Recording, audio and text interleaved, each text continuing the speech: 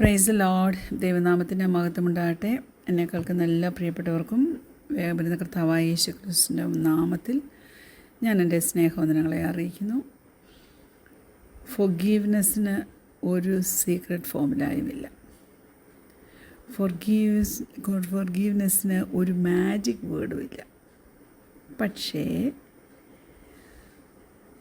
ജീവിതത്തിലുണ്ടാകുന്ന വേദനയിൽ നിന്നും ചില കയ്പിൽ നിന്നും അതൊക്കെ ബ്രേക്ക് ചെയ്ത് പുറത്തു വരണമെങ്കിൽ ചില ബിബ്ലിക്കൽ പ്രിൻസിപ്പിൾസ് ഉണ്ട്.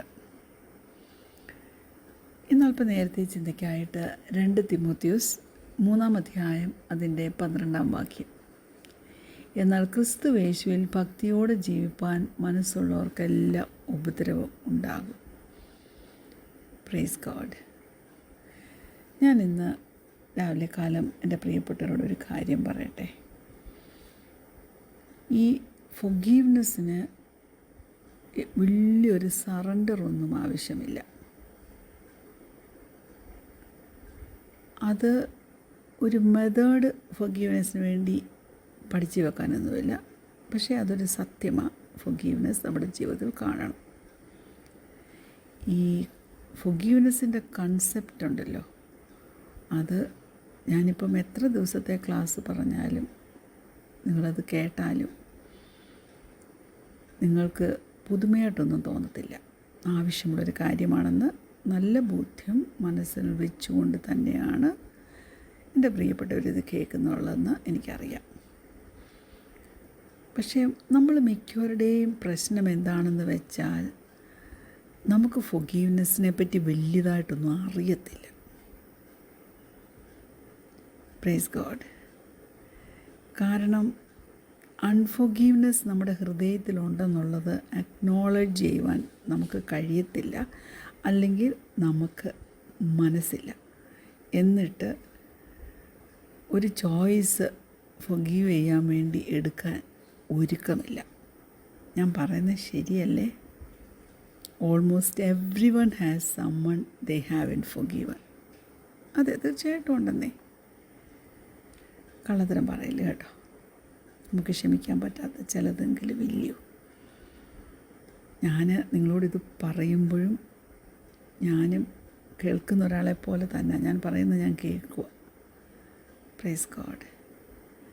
അപ്പോൾ ആ ഒരു വേദനയുടെ പെയിന്, അല്ലെങ്കിൽ ആ വേദനയുടെ ആ റിയാലിറ്റി ഉണ്ടല്ലോ, റിയാലിറ്റി ഓഫ് പെയിന്, അത് അക്നോളജ് ചെയ്യാതെ നമുക്ക് ഫൊർഗീവ്നെസ്സിനെ പറ്റി പറയാനും പറ്റത്തില്ല. നമുക്കൊരിക്കലും ഒരു വ്യക്തിയിൽ നിന്നൊരു ഹേർട്ട് ഫീലിംഗ് ഉണ്ടായിട്ടില്ലെങ്കിൽ ഫൊർഗീവ്നെസ്സിൻ്റെ ആവശ്യം നമ്മുടെ ജീവിതത്തിൽ വരുന്നേയില്ല. Praise God. എന്നാൽ ചില കാര്യങ്ങൾ ഞാൻ എൻ്റെ പ്രിയപ്പെട്ടവരെ ഓർപ്പിക്കണമെന്ന് വീണ്ടും ആഗ്രഹിക്കുന്നത് കൊണ്ടാണ് ഇന്ന് ഈ ടോപ്പിക്ക് തന്നെ വീണ്ടും കണ്ടിന്യൂ ചെയ്യുന്നത്. Every one will get hurt. നമ്മൾ പച്ചയായ മനുഷ്യരാണ്. It is a fact of life. വീഴ്ച ഭവിച്ച ലോകമാണ്, ഫോളൺ വേൾഡായത്. അവിടെ പെയിനെന്ന് പറയുന്നത് അൺഅവോയ്ഡബിളായിട്ടുള്ളൊരു കാര്യമാണ്. നമ്മൾ ചിലപ്പോൾ വേദനപ്പെട്ടേക്കാം, നമ്മൾ ചിലപ്പോൾ തെറ്റ് ചെയ്തേക്കാം, മറ്റുള്ളവരാൽ നമ്മൾ ഒഫൻഡഡ് ആയേക്കാം. ഇല്ലേ? ഈ ലോകത്തിൽ നമുക്ക് കഷ്ടമുണ്ട്. യേശു കർത്താവ് നമുക്കത് പറഞ്ഞു തന്നിട്ടുമുണ്ട്. മത്തായിയുടെ സുവിശേഷം 16 അധ്യായം 33 പറയുന്നുണ്ട്. ഇങ്ങനെയല്ലേ പറയുന്നത്? നിങ്ങൾക്ക് എന്നിൽ സമാധാനം ഉണ്ടാകേണ്ടതിന് ഇത് നിങ്ങളോട് സംസാരിച്ചിരിക്കുന്നു. ലോകത്തിൽ നിങ്ങൾക്ക് കഷ്ടമുണ്ട്, എങ്കിലും ധൈര്യപ്പെടുവി, ഞാൻ ലോകത്തെ ജയിച്ചിരിക്കുന്നു എന്ന് പറഞ്ഞു. Praise God. അത് തന്നെയാണ് നമ്മൾ ഇപ്പോൾ 2 തിമോത്തി 3:12 വായിച്ച വാക്യം.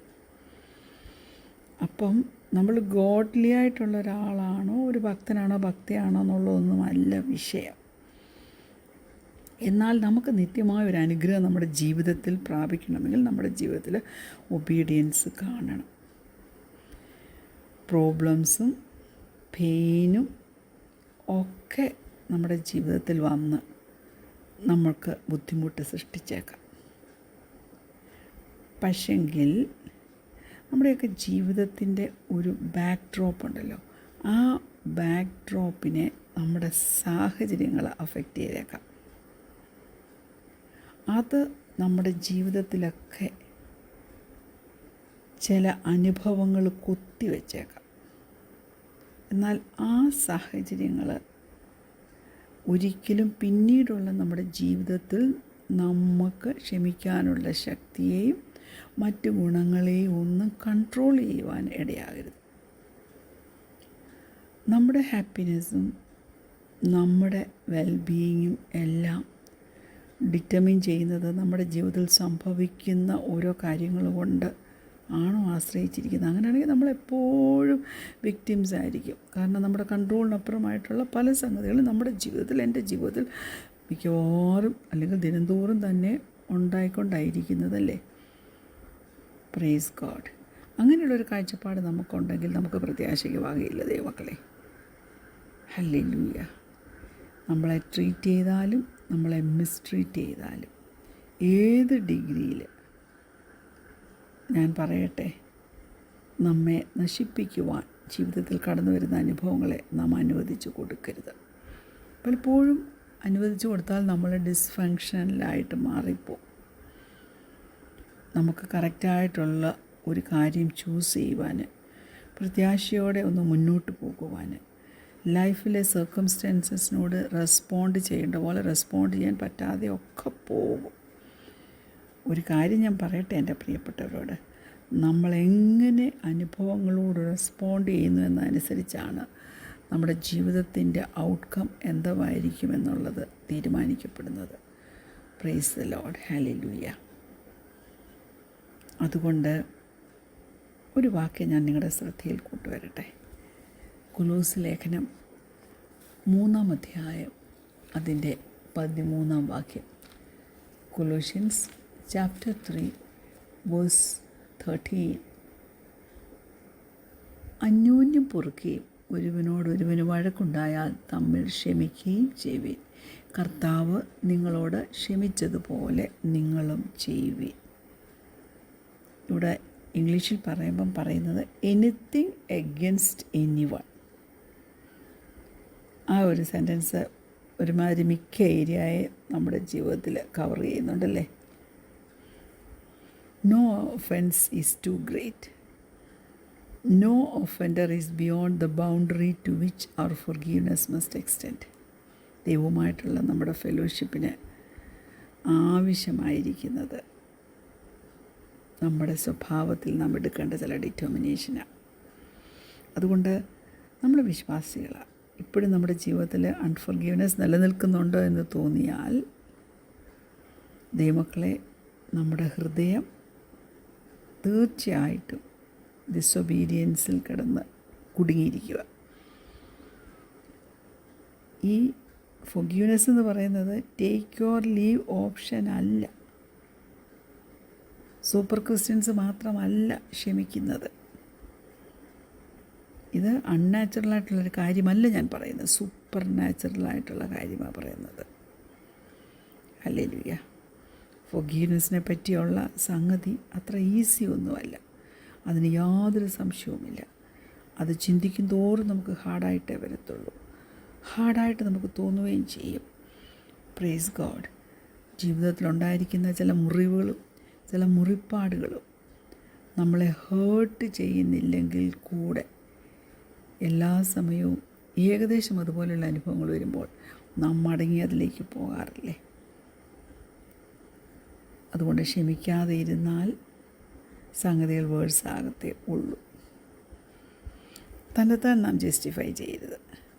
തന്നെത്താൻ നമുക്ക് തോന്നരുത് നമ്മുടെ ഭാഗമാണ് ശരിയാന്ന്. കാരണം അതൊക്കെ ഡിസ്ട്രക്റ്റീവ് ആൻഡ് ഡെഡ്ലി ആയിട്ട് നമുക്ക് തീരും. നമ്മുടെ ജീവിതത്തിൽ പെയിന് കുത്തിവെക്കുന്ന, അല്ലെങ്കിൽ നമ്മളെ വാളുകൊണ്ട് കുത്തി അറക്കുന്നത് പോലെ അറക്കുന്ന സംഗതികൾ, അതൊരു വെപ്പണായിട്ട് നമ്മൾ കാണുകയാണെങ്കിൽ തീർച്ചയായിട്ടും അത് നമ്മെ ഡാമേജ് ചെയ്യത്തില്ലേ. എസ്പെഷ്യലി നമ്മൾ സ്നേഹിക്കുന്നവരിൽ നിന്നാണ് അങ്ങനെ ഉണ്ടാകുന്നതെങ്കിൽ. അതുകൊണ്ട് ഞാൻ പറയട്ടെ, നമ്മുടെ ജീവിതത്തിൻ്റെ ചില ഏരിയാസൊക്കെ വളരെ സെൻസിറ്റീവാണ്. എന്നാൽ തൊട്ടാൽ നമ്മുടെ കൈ പൊള്ളുന്ന വിഷയങ്ങളും ആ വിഷയങ്ങൾ. അതുകൊണ്ട് നമുക്ക് ഫൊർഗീവ്നെസ് ഹാൻഡിൽ ചെയ്യുവാൻ തക്കവണ്ണം അറിഞ്ഞിരിക്കണം. നമ്മുടെ മുറിവ് സോർ ആൻഡ് ഇൻഫ്ലെയിംഡായിട്ട് ഇരുന്ന് പോകരുത്. ദൈവത്തിൻ്റെ വഴിയിൽ ദൈവം നമ്മളെ സഹായിക്കും. God alone can help us. അത് നമ്മൾ വിശ്വസിക്കണം. ജീവിതത്തിൽ നാം ഫേസ് ചെയ്യുന്ന ഏത് ഇന്നവിറ്റബിളായിട്ടുള്ള പ്രശ്നമാണെങ്കിൽ നിന്നും അതിൽ നിന്ന് പുറത്തു വരുവാൻ സ്വർഗത്തിലെ ദൈവം നമ്മെ സഹായിക്കും.